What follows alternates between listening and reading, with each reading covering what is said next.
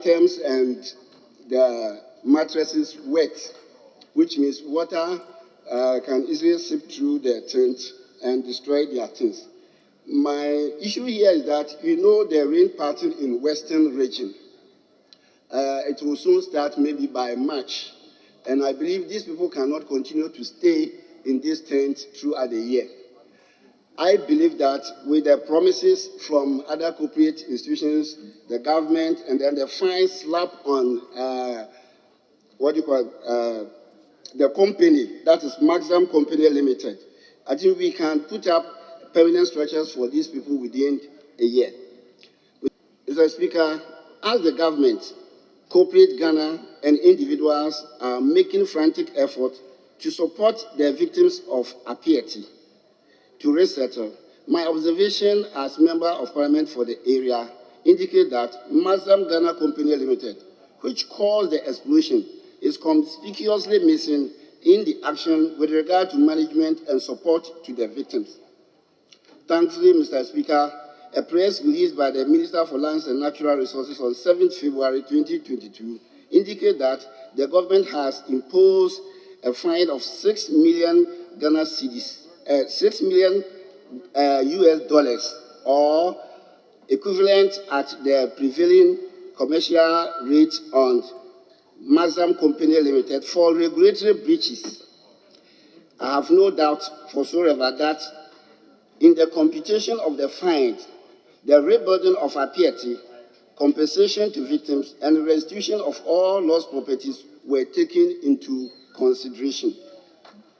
Mr. Speaker, I want also to take this opportunity to call or to draw the attention of Ghana Police Service to its press statement dated 21st January 2022, when the Vice President, Dr. Mahmoud Bawumia, visited the disaster site to effect that the driver of the escort vehicle assisted the community members to move children of Appiatsi Basic School to a safe zone is inaccurate.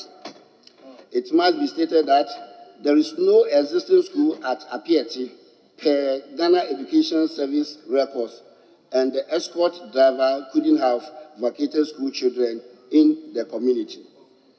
As a representative of the people in that area, I wish to urge the police administration to retract and render unqualified apology to the chief and the good people of Prestea Huni Valley, for that matter, the victims of Appiatsi disaster. Mr. Speaker, this was a scary thing. But then, it is a lesson that we must learn as a country, that all measures must be put in place to ensure that such a disaster never happens in the history of this country or the entire world.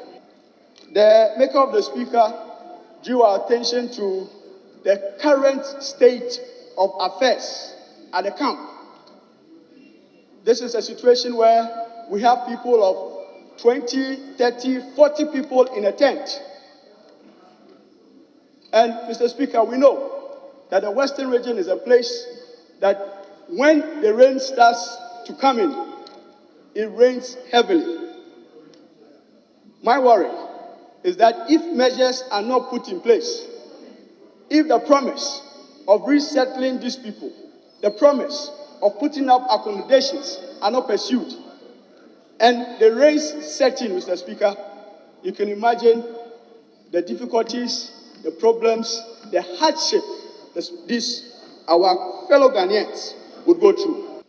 Mr. Speaker, the maker of the statement mentioned the current situation, which includes housing the people in tents. I mean, all of us know that tents, by their very nature, are very temporal housing facilities. But when you think about the impending rainy season, which is set to begin any time from now, I think it poses a little bit of a worrying problem. And I will want to add my voice to urge government to speed up with the effort to find permanent housing for the people of Appiatsi so that they are not needlessly exposed to the vagaries of the weather.